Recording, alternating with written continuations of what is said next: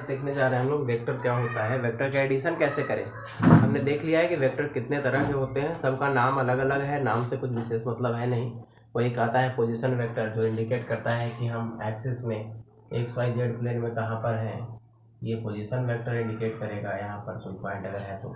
फिर null vector आएगा, एक होता है जीरो वेक्टर, इसकी चर्चा हो गई है। जीरो वेक्टर में आएगा जो रिप्रेजेंट करेगा जीरो को, मैग्नीट्यूड जिसका जीरो होगा, सिर्फ डायरेक्शन है जिसमें बताना है, डायरेक्शन सिर्फ रहेगा। एक यूनिट वेक्टर है जो इम्पोर्टेंट है, हर जगह इसका यूज होता है।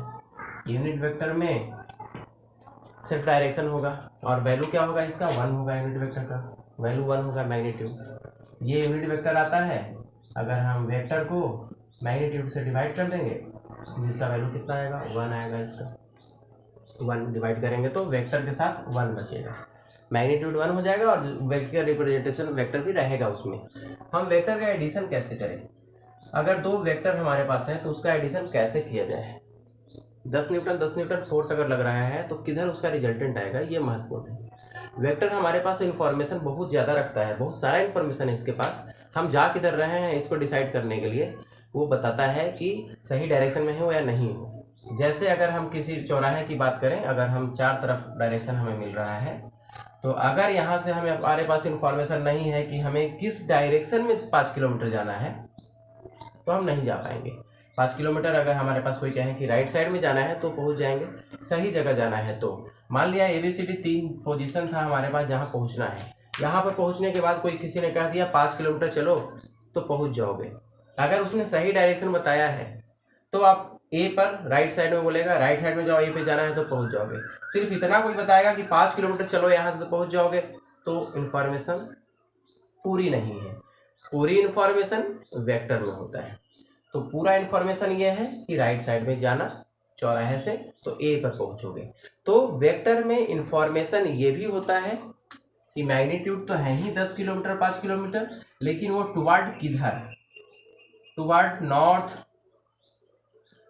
टुवार्ड ईस्ट, टुवार्ड वेस्ट, किस डायरेक्शन में जाना है आपको, ये अगर इंफॉर्मेशन है उसमें तो आप कहोगे ये वेक्टर क्वांटिटी है। नहीं तो मैग्नीट्यूड तो है ही, मैग्नीट्यूड तो सब कुछ में है, लेकिन वेक्टर इंफॉर्मेशन रखता है कि आप किधर जाओगे, यानी डिसाइडेड है, फिक्स इंफॉर्मेशन है उसमें, तो वो वेक्टर है। वेक्टर जो है स्केलर क्वांटिटी और वेक्टर क्वांटिटी में सिर्फ इतना ही डिफरेंस है, वेक्टर में एक एक्स्ट्रा इंफॉर्मेशन ऐड है, क्या, डायरेक्शन का। स्केलर में सिर्फ मैग्नीट्यूड है, यानी 10 किलोमीटर मैग्नीट्यूड हुआ। अगर कोई कहता है 10 किलोमीटर नॉर्थ में, तो ये जो नॉर्थ है वो वेक्टर है, और जो 10 किलोमीटर है वो स्केलर क्वांटिटी है। तो वेक्टर क्वांटिटी में डायरेक्शन इंक्लूड रहता है, स्केलर क्वांटिटी में सिर्फ मैग्नीट्यूड की बात की जाती है। वेक्टर को एडिशन कैसे करें, वेक्टर का, वेक्टर का कौन कौन सा टर्म आता है हमारे पास, क्या क्या वेक्टर में है। तो सबसे ज्यादा जो पॉपुलर है आप जानते हो, फोर्स आता है वेक्टर में, वर्क स्केलर में आ जाता है। फिर वेक्टर प्रोडक्ट में हम देखेंगे वेक्टर को गुना कैसे करें, ये देखेंगे। अभी देख रहे हैं वेक्टर को जोड़ा कैसे जाए, कैसे वेक्टर एडिशन किया जाए। तो इसका एक कॉम्बिनेशन आता है हमारे पास, टेल हेड कॉम्बिनेशन जिसको कहते हैं। ऐसे किसी कॉम्बिनेशन जोड़िए, रिजल्ट तो वही आने वाला है। सिर्फ एक छोटा सा बात आपको याद रखना पड़ेगा, पहले इसको देख लीजिए जो है कि सच में ये क्या है, कॉम्बिनेशन दिया है, पढ़ना है तो पहले तो इसको नॉर्मली पढ़ लें, फिर देखेंगे कुछ और एक्स्ट्रा बात जो है सो। मान लिया अगर ये वेक्टर ये है, बी वेक्टर ये है, तो ये रिजल्टेंट वेक्टर होगा। तो रिजल्टेंट वेक्टर क्या है, तो ए और बी का ये जोड़ है, vector A plus vector B. एक कॉम्बिनेशन तो ये है। दूसरा कॉम्बिनेशन बनता है ये, यहां आपने देखा हेड टेल कॉम्बिनेशन, इसी को कहा जाता है head tail combination, head tail combination. और दूसरा कहा जाता है tail tail combination, tail tail combination. इसी को कहा जाता है वेक्टर एडिशन का triangle law, triangle law of vector addition है ये, triangle law of vector addition है ये। दिख रहा है ऊपर तक, हाँ वेक्टर एडिशन। और ये हमारे पास है parallelogram law of vector addition है, ये parallelogram law of vector addition. जैसा कि आप लोगों को हमने बताया है कि वेक्टर में 10 और 10 20 भी हो सकता है, 10 10 0 भी हो सकता है, 10 10 15 भी हो सकता है, वो यहाँ पर पता चल जाएगा आप लोगों को। और कुछ न्यूमेरिकल्स भी देखेंगे कि कैसे इफेक्ट पड़ता है वेक्टर एडिशन और स्केलर एडिशन में, क्या डिफरेंस है। स्केलर जो भी आप जोड़ घटाव करते हो ना अलजेब्रा में, वो सब स्केलर एडिशन है। वेक्टर एडिशन में थोड़ा सा इन्फॉर्मेशन ऐड हो रहा है तो कुछ रिजल्ट भी अलग आएगा ही, आना भी चाहिए। तो अगर हमारा कॉम्बिनेशन इधर है, यानी कोई बॉडी इधर फोर्स लगा रहा है और कोई इधर फोर्स लगा रहा है, ये मान लिया कोई पॉइंट है, इस पॉइंट पे एक लगने वाला फोर्स इस डायरेक्शन में, दूसरा फोर्स इस डायरेक्शन में है, तो वो किधर जा रहे हैं, इसका अगर डिस्प्लेसमेंट की हम बात करें, अगर डिस्प्लेसमेंट आपका इधर है और दूसरा डिस्प्लेसमेंट इधर है, दो डायरेक्शन में दो लोग जा रहे हैं, तो इसका डिस्प्लेसमेंट क्या होते जा रहा है, कितना डिस्प्लेसमेंट हो रहा है दोनों में, ये वेक्टर डिसाइड करके बताएगा। भले ही दूरी आप ऐसे जा रहे हो, डिस्प्लेसमेंट डिसाइड करवाएगा वेक्टर एडिशन से, क्योंकि डिस्प्लेसमेंट भी वेक्टर है। जो भी वेक्टर क्वांटिटी है उसका सब जोड़ने का तरीका वेक्टर एडिशन से होगा। वेक्टर क्वांटिटी को वेक्टर से जोड़ोगे, स्केलर से नहीं जुटेगा, गड़बड़ हो जाएगा। तो ये आप देखोगे पैरेललोग्राम बनने वाला है। ये इसके पैरेलल हमने एक लाइन ड्रॉ कर दिया और इसके पैरेलल हमने एक लाइन ड्रॉ कर दिया। तो देखिए ये हमने बनाया तो था टेल टेल कॉम्बिनेशन, लेकिन क्या ये हेड हेड कॉम्बिनेशन नहीं हो गया? हो गया, लेकिन हम इस कॉम्बिनेशन से बनाएंगे, नहीं तो फिर प्रॉब्लम होने वाला है। क्या होगा वो देखेंगे, क्योंकि क्या है ना कि वेक्टर जब आप ऐड करते हो, ये एक वेक्टर है और मान लिया ये एक वेक्टर है, इसका एंगल जो है थीटा मान लिया जाए 30 डिग्री है, इसका एंगल 30 डिग्री है। आप जरा इसका कॉम्बिनेशन देखिए, तो ये जो हमने डॉटेड लाइन बाद में बनाया है, ये कॉम्बिनेशन क्या ऐसे बन सकता है? क्या इस वेक्टर को हम ऐसे लिख सकते हैं? बिल्कुल यही रिप्रेजेंटेशन है। ये वेक्टर क्या हम पीछे ला करके यहाँ पुटअप कर सकते हैं? बिल्कुल कर सकते हैं। यहाँ से वेक्टर को हम यहाँ डाल देंगे, डाल तो देंगे, लेकिन जब आप एंगल की बात करेंगे कि देखिए एंगल बदलने वाला है, ये एंगल बदलने वाला है। अगर ये 30 डिग्री है तो क्या ये 150 डिग्री में नहीं बन जाएगा? तो अगर इसमें फॉर्मूला जो आता है उसको पहले देख लेते हैं, लिखते हैं आर जो हमारे पास रिजल्टेंट वेक्टर जो आएगा, ये क्या किसी भी ऑब्जेक्ट को कोई इधर से खींचे कोई इधर से खींचे तो क्या ये बीच में जाएगा? आप देखे होंगे गांव में पानी लोग अगर किसी खेत में पटाना है तो बाल्टी में रस्सी बांध देते हैं, उस ओर एक खड़े हो गए, एक इस ओर खड़े हो गए, बाल्टी को पीछे की तरफ फेंका और अपनी तरफ बाल्टी को खींचते हैं। बाल्टी को वैसे नहीं ले जाते, बाल्टी को फेंका और बस अपनी तरफ उन्होंने खींचा। तो अगर ऐसे फोर्स इधर कोई लगा रहा है, दूसरा फोर्स ऐसे लगा रहा है, बॉडी किधर जाएगा? ना मेरे तरफ बाल्टी आएगा ना उसके तरफ बाल्टी जाएगा, बीच में बाल्टी जाएगा और पानी उस साइड चला जाएगा। और ये ध्यान रखा जाता है, जो लोग खेत पटाने में इसका उपयोग करते हैं, कि फोर्स बराबर लगे। अगर वो फोर्स कम लगाएगा, हम फोर्स ज्यादा लगाएंगे, तो बाल्टी जो बीच में जाना था वो बीच में नहीं जाके वो पोजीशन बदल सकता है उसका। तो ये ख्याल रखा जाता है कि दोनों एक ही टाइम पे एक ही फोर्स लगाएं, आसानी से पानी जाता है। ये तो प्रैक्टिकल इंप्लीमेंटेशन हो गया उसका। कोई भी काम करना है, बोरी को उठाना है, तो आप वहां पर भी फोर्स लगाते हो, वहां पे एडिशन वेक्टर एडिशन ही होगा। वेक्टर एडिशन का एक और खासियत यह है कि मान लिया जाए ये जो फॉर्मूला आ रहा है, इसमें हम लगा सकते हैं वेक्टर एडिशन, और तब देखेंगे कि कैसे फोर्स मैक्सिमम या जीरो क्या होगा। ऐसे तो होता ही है, जो भी वैल्यू आए उसको डिस्क्लोज नहीं कर रहे हैं, जो भी वैल्यू आएगा उसके बाद आप बताइएगा क्या वो ऐसे रियल में है, रियल में आप उसको फील करते हैं। पहले इसको देखते हैं कि इसका रिजल्टेंट क्या होता है, इसका डेरिवेशन भी देख लेंगे, पहले इसको समझ लेंगे क्या होता है। मेन फॉर्मूला का यूज लोग भूल जाते हैं। मान लिया ये वेक्टर ए है, ये वेक्टर बी है, तो क्या इसका रिजल्टेंट वेक्टर आर जो हम लिखे हैं, क्या वो ए वेक्टर प्लस बी वेक्टर का सम नहीं है? बिल्कुल होगा। तो इसका जब ज्योमेट्री हम लगाएंगे तो एक रिजल्ट आता है रिजल्टेंट वेक्टर का, क्या आता है भाई? तो A square plus B square plus 2ab cos theta और सब का अंडर रूट।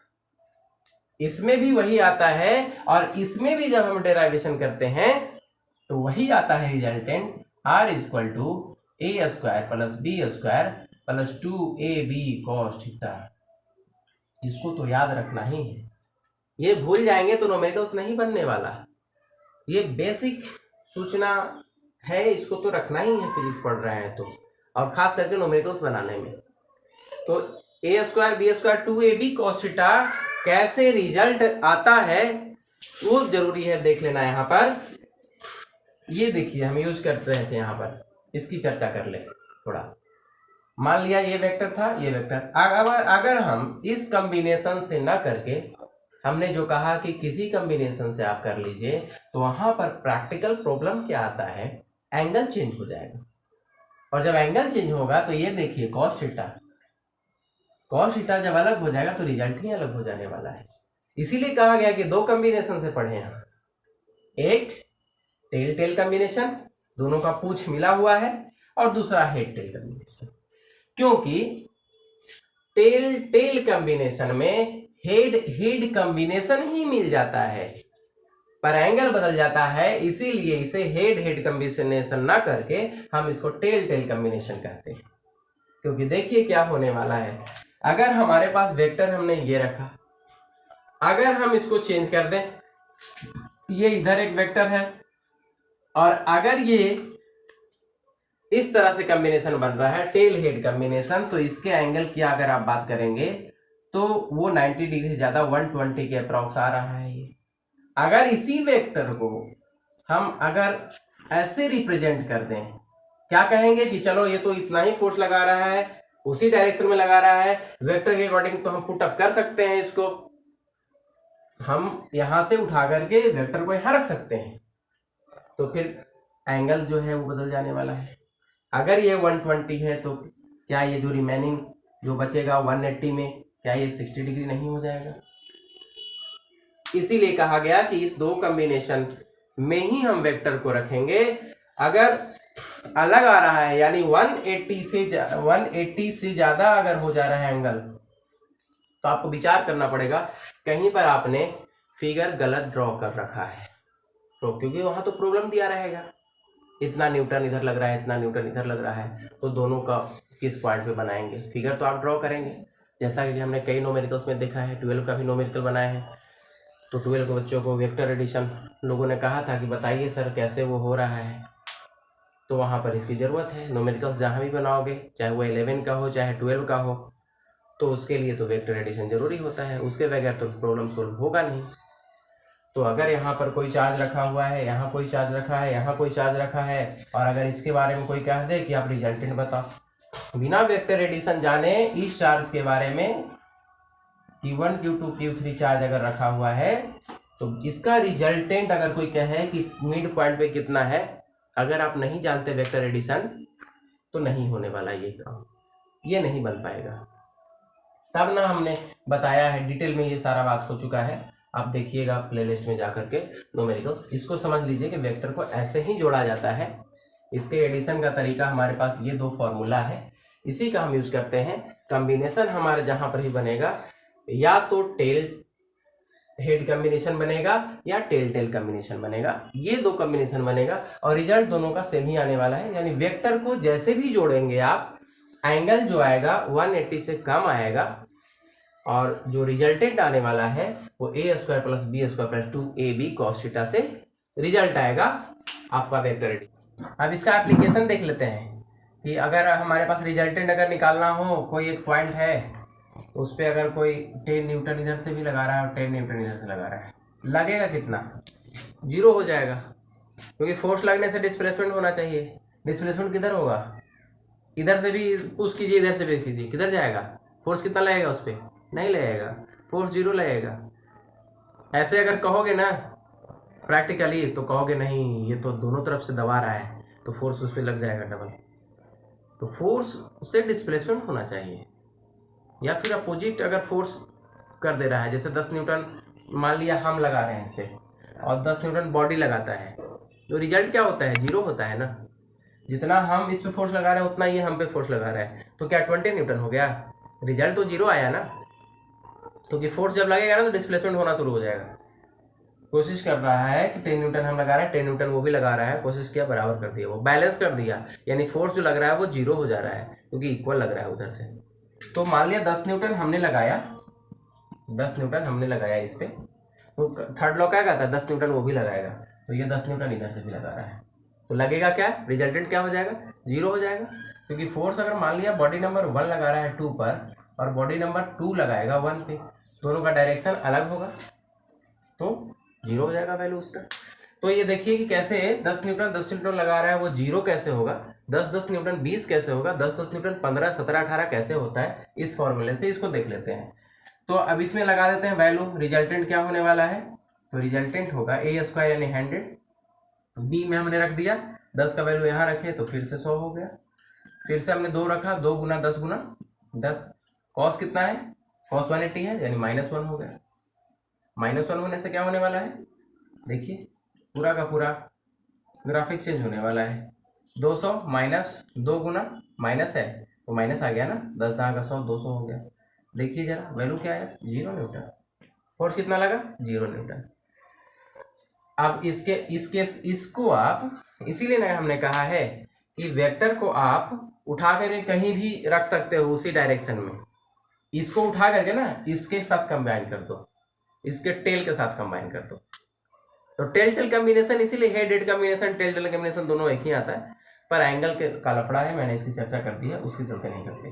तो 10 को हम उठा करके यहाँ कर दें, यानी फिगर हमारे पास अगर ऐसा बन जाए, 10 न्यूटन से कोई इधर लगाएगा, 10 न्यूटन से इधर खींचेगा, कितना फोर्स लगेगा हमारे पे, 0 न्यूटन। अगर 20 न्यूटन लगता तो हम अपने पोजीशन से हट जाते ना, तो उतना ही। मान लिया कोई मुझे पुश कर रहा है, तो अगर इधर से पुश कर रहा है तो हम उसके अपोजिट फोर्स लगा करके हम पुश नहीं हो रहे हैं, तो कितना हो जा रहा है, रिजल्टेंट 0 हो जा रहा है, 10 10 एक दूसरे को बैलेंस कर दे रहा है, अपोजिट डायरेक्शन में हो रहा है। इसीलिए आप सेम डायरेक्शन में अगर फोर्स लगाओगे तब ना काम होगा। मान लिया कार जो है 10 न्यूटन से कोई उधर से खींचे, 10 न्यूटन से हम खींचे, कार किधर जाएगा, नहीं जाएगा कहीं भी नहीं। अब वो मेरी तरफ आ जाए, दल बदल के मेरी तरफ आ जाए और आप पुश करेंगे तो अब जाएगा तेजी से। तो अगर 10 न्यूटन इधर लगा रहा है और पीछे से और उसी के सपोर्ट में, यानी 10 न्यूटन से कोई खींच रहा है और 10 न्यूटन से कोई पुश कर रहा है इस पार्ट पे, तो कितना न्यूटन का फोर्स लगना चाहिए, 20 न्यूटन लगना चाहिए। 10 न्यूटन का फोर्स तो 20 न्यूटन लगेगा। तो क्या ये फुलफिल कर रहा है, ये फॉर्मूला लगाएंगे तो आएगा, बिल्कुल आएगा, क्योंकि ये देखिए यहाँ पर अगर हम रख दिए R इक्वल टू 10 न्यूटन यानी 100 प्लस 2 10 10, देखिए यहाँ बाकी सब तो वही होने वाला है, एंगल को सिर्फ देखना है कि एंगल कितना आ रहा है। तो cos 0 डिग्री का वैल्यू 1 होता है, तो R इक्वल टू कितना हो गया, 200 हो गया, और इधर भी 200 ऐड हो रहा है साथ में, तो कितना हो जाएगा, 400 हो जाएगा, और 400 का रूट निकालेंगे कितना होगा, 20 न्यूटन होगा, तो 20 न्यूटन वैल्यू आ रहा है।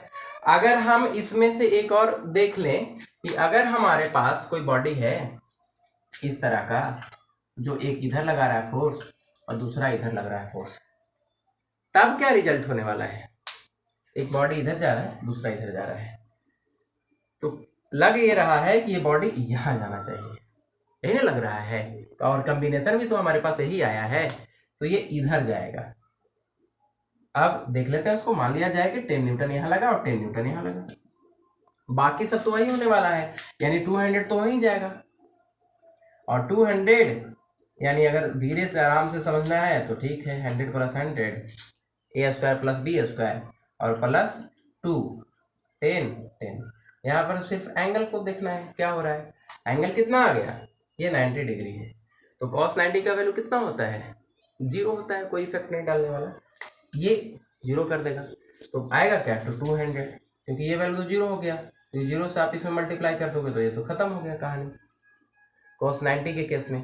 तो 200 आया, यानी कितना वैल्यू हो गया ये, तो 10√2, तो इसका √2 का वैल्यू कितना होता है, 10, और दिख रहा है जी, हाँ यहाँ तक ये दिखा, ये रीजन में प्रॉब्लम है, चलिए यहाँ कर लेते हैं इसको, तो ये 100 प्लस 2 10 10, और ये वैल्यू कितना आएगा हमारे पास, 0, तो ये तो खत्म हो गया ना, ये तो वैल्यू खत्म हो गया, यानी 200 आ रहा है, यानी 10√2, यानी 2 × 1.414, यही होता है। यानी करीब करीब ये 14 न्यूटन, 14.14 इतना न्यूटन आ रहा है, ये 14 न्यूटन के आसपास ये आ रहा है। 10 न्यूटन लगाया, रिजल्टेंट 40 न्यूटन आ रहा है 10-10 के केस में, 10-10 न्यूटन लगा, 0 आ रहा है, 10-10 20 आ रहा है। ये है वेक्टर की खासियत, और ये प्रैक्टिकली देखा गया कि यूनिवर्स में ऐसा हो रहा है, तभी वेक्टर आया है, तभी इस रूल को, पहले ये रूल नहीं आया, पहले प्रैक्टिकल हुआ और तब उसमें मैथमेटिकली एस्पेक्ट लगने लगे, थोड़ा कैलकुलेशन करना उन लोगों ने शुरू किया, तब ये फार्मूला देखा कि अच्छा ये फार्मूला वहाँ पर ना सेटिस्फाइड कर रहा है, जो नेचर में हो रहा है उसको सेटिस्फाइड कर रहा है, इसके लिए आया है फार्मूला। तो ऐसे हम इसको सोल्व करेंगे, और ऐसा न्यूमेरिकल तो आपके पास कई हमने बनाया भी है, और 11 हो चाहे 12 हो, दोनों में हमेशा इसका यूज होता ही है। ये ज़रूरी है, ये फार्मूला याद रखना है और इसका एप्लीकेशन भी जानना है, कैसे हम इसका यूज करें। ठीक है, थैंक यू।